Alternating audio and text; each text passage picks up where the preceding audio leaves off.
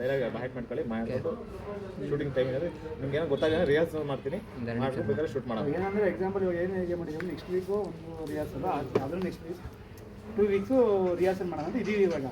ಅವಾಗ ಹೇಳ್ದಂಗೆ ಇವಾಗ ರಿಹರ್ಸಲ್ ಮಾಡ್ಬೇಕಾದ್ರೆ ಇವಾಗ ಎಕ್ಸಾಂಪಲ್ ಇವಾಗ ಸ್ಕ್ರಿಪ್ಟ್ ಕಳಿಸಿದ್ರೆ ಅದು ಬಯಟ್ ಅದು ಸರಿ ಹೋಗಲ್ಲ ಎಲ್ಲರಿಗೂ. ಬಂದು ಇಲ್ಲಿ ಏನಾಗಿರೋದು ಮೈಂಡಿಂಗ್ ಚೆನ್ನಾಗಿರುತ್ತೆ ಇವಾಗ ಹೀರೋ ಆಗ್ಬೋದು ಹೀರೋಯಿನ್ ಇರ್ಬೋದು.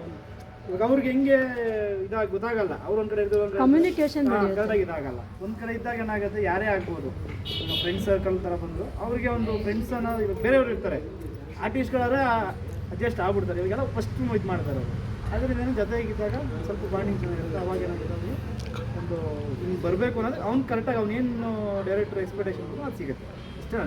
ಡೈಲಾಗ್ ನಿಮ್ಮ ಕಲ್ತ್ಕೊಂಡ್ಬಿಟ್ರೆ ಈಗ ಆಕ್ಟಿಂಗ್ ಒಳಗೆ ಈಸಿ ಆಗ್ಬಿಡ್ತದೆ. ಇಲ್ಲೂ ಡೈಲಾಗ್ ಎಲ್ಲೂ ಕಲಿಬೇಕಾದ್ರೆ ಸ್ವಲ್ಪ ಕಷ್ಟ ಆಗ್ಬಿಡುತ್ತೆ. ಅದಕ್ಕೆ ಸ್ವಲ್ಪ ಡೈಲಾಗ್ ಕಲ್ತ್ಕೊಂಡ್ಬಿಟ್ಟು ಈಸಿ ಆಗ್ಬಿಡುತ್ತೆ. ಅದು ಏನೋ ಇವಾಗ ಯಾರ್ದು ಯಾವಾಗಿರುತ್ತೋ ಅದಕ್ಕೆ ಒಂದು ವೀಕ್ ಮುಂಚೆ ಹೇಳ್ತಾರೆ.